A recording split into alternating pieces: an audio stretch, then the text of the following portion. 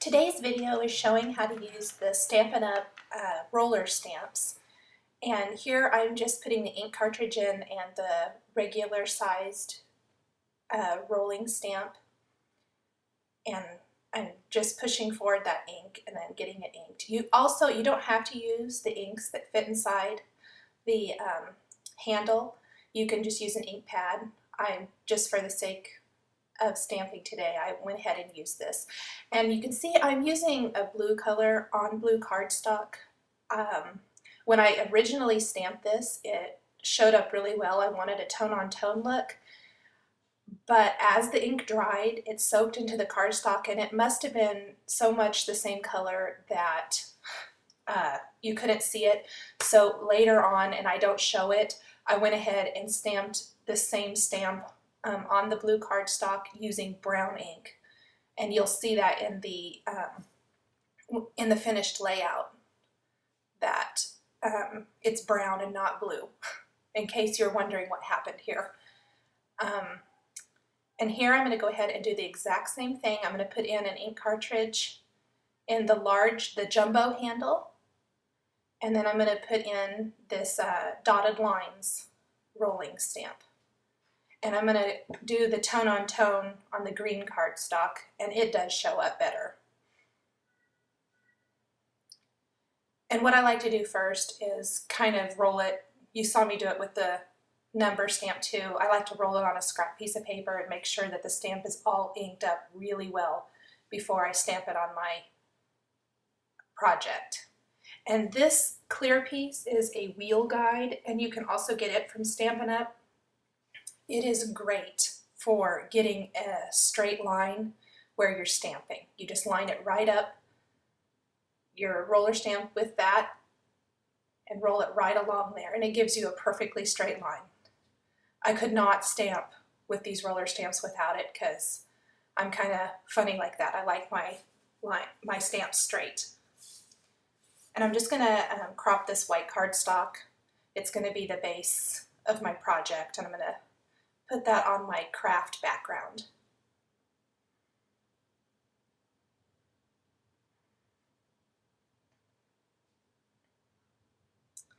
And here I'm just seeing kind of where I want to put my photo strip, so I get an idea of where to put my strips, my stamped strips and stuff. And I'm just going to cut out my stamped design now and trim it down to size. It'll be 10 inches long. So I'll cut off part of that stamped border.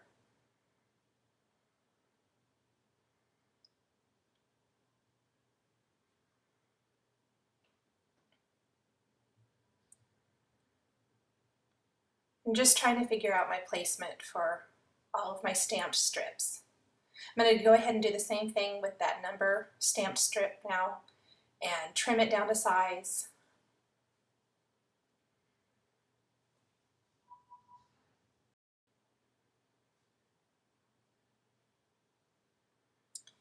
And then I trimmed this red cardstock strip, and I'm going to take a background stamp. It's just these tiny little stars. And I'm going to do a tone-on-tone stamping with these as well. And I'm just using a red color box chalk ink and stamping this strip completely with the star background. It's really subtle in the finished project, but it adds just enough to the project. Sorry for my head in the way there. And as I'm working, I kind of like to just lay it out and make sure that I like how it's looking. And I decided it needed a red strip at the bottom, so I'm going to go ahead and stamp the stars on this skinny strip.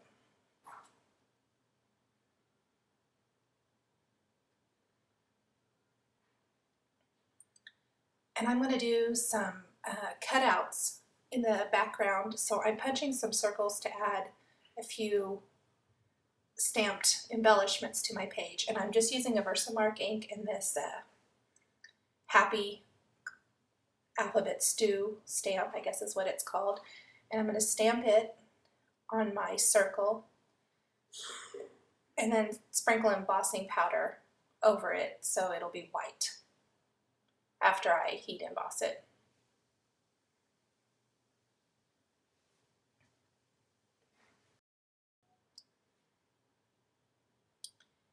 And now I want to punch a larger circle around this where the stamped one is so that it'll have a nice white border around it. So I'm taking a larger punch and I'm going to just punch out like a half circle from that red strip.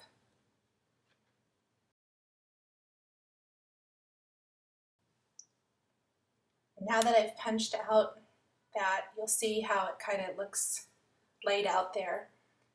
I'm going to add a sticker border between two of those stamped strips. Sorry about my head in the way. I wanted to get it lined up and it kind of got in the way of the camera. And now I just need to find my placement for my other two circles that I'm going to be adding below my photo strip. And what I did was I temporarily adhered them to a just scrap piece of paper so that I could get the circle punched correctly in the right place. And it was kind of tricky. I wanted to make sure I got it exactly where I wanted it. And then I just punched it right out and you can see what it looks like there. And then I'm going to do the exact same thing for the smaller circle.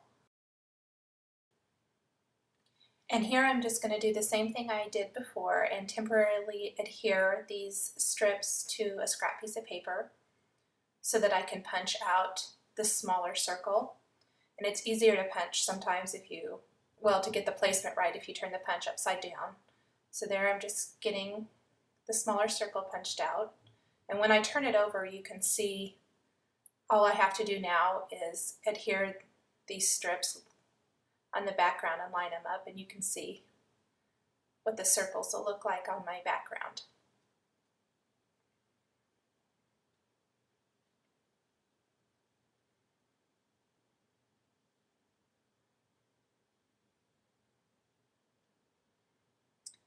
And once I get all those circles punched out, I can go ahead and adhere everything on my background and start getting the layout put together. And I'm going to go ahead and adhere those embossed stamp circles to the background and also adhere my photo strip, and I like to adhere those with pop dots. It just adds a nice little bit of dimension.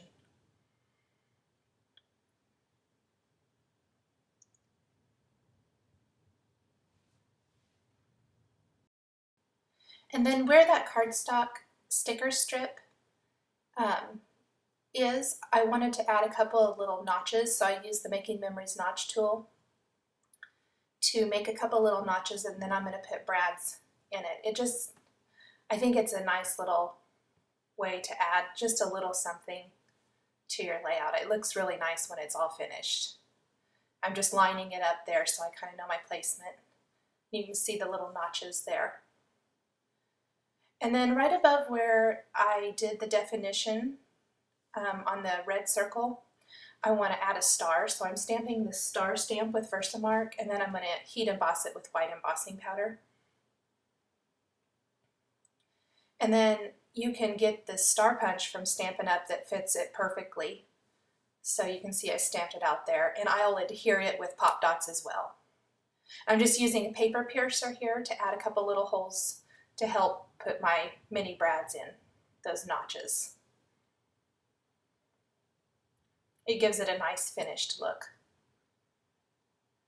And I decided the top of my layout needed another little border strip, so I'm going to emboss this skinny piece of blue cardstock with one of the dots embossed folders. It's just this skinny little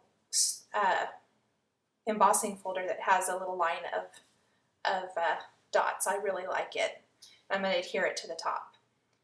I printed out my journaling in some strips, and I'm adding those up at the top of my layout. I sewed on a few buttons to the background, and that finished off the project. Thank you for watching.